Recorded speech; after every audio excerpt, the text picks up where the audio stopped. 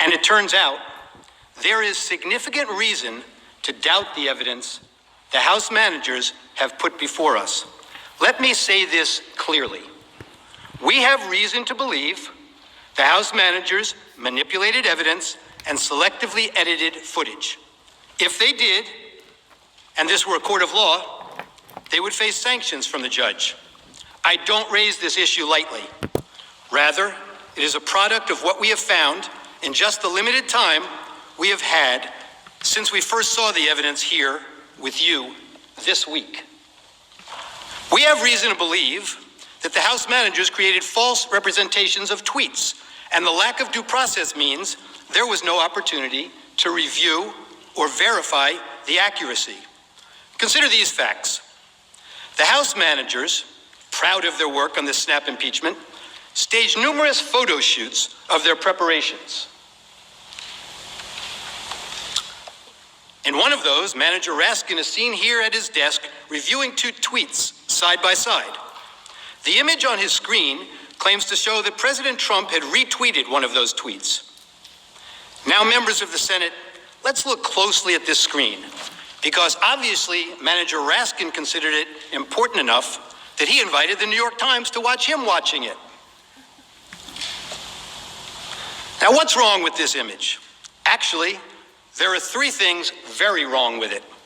Look at the date on the very bottom of the screen on Manager Raskin's computer screen when we zoom into the picture. First. The date that appears is January 3rd, 2020, not 2021. Oh. Why is that date wrong?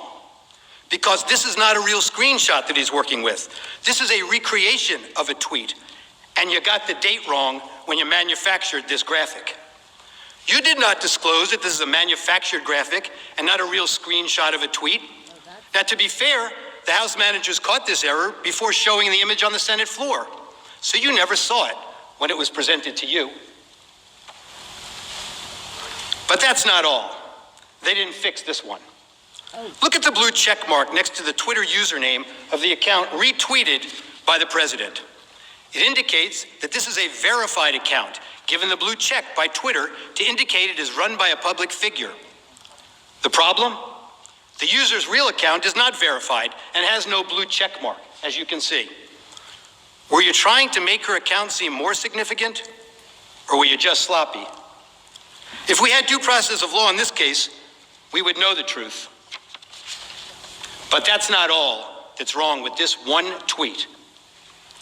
House Manager Swalwell showed you this tweet this week, and he emphasized that this tweet reflected a call to arms.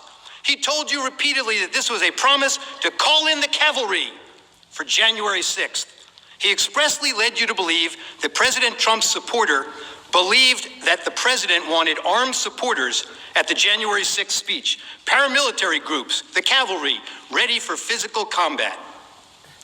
The problem is, the actual text is exactly the opposite. The tweeter promised to bring the Calvary, a public display of Christ's crucifixion, a central symbol of her Christian faith, with her to the president's speech, a symbol of faith, love, and peace. They just never want to seem to read the text and believe what the text means. You'll see this reported in the media last evening also. Words matter, they told you. But they selectively edited the president's words over and over again. They manipulated video, time-shifting clips, and made it appear the president's words were playing to a crowd when they weren't. Let's take a look.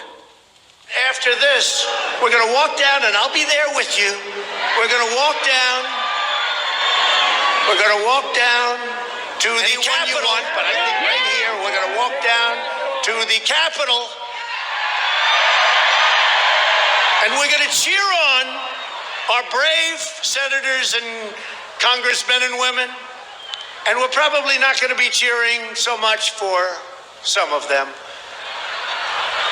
Because you'll never take back our country with weakness. You have to show strength, and you have to be strong. We have come to demand that Congress do the right thing and only count the electors who have been lawfully slated. Lawfully slated. I know that everyone here will soon be marching over to the Capitol building to peacefully and patriotically make your voices heard.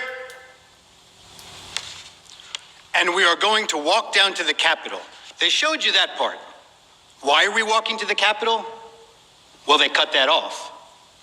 To cheer on some members of Congress and not others, peacefully and patriotically. The Supreme Court ruled in Brandenburg that there's a very clear standard for incitement. In short, to paraphrase, whether the speech was intended to provoke imminent lawless action, and was it likely to do so? No. Go to the Capitol and cheer on some members of Congress, but not others. They know it doesn't meet the standard for incitement, so they edited it down. We heard a lot this week about fight like hell, but they cut off the video before they showed you the president's optimistic, patriotic words that followed immediately after. We fight like hell, and if you don't fight like hell, you're not going to have a country anymore. Our exciting adventures and boldest endeavors have not yet begun. My fellow Americans, for our movement, for our children, and for our beloved country. And I say this, despite all that's happened, the best is yet to come. Hey, sugar. There's that famous quote, like one of the House managers said, a lie will travel halfway around the world before the truth has a chance to put its shoes on.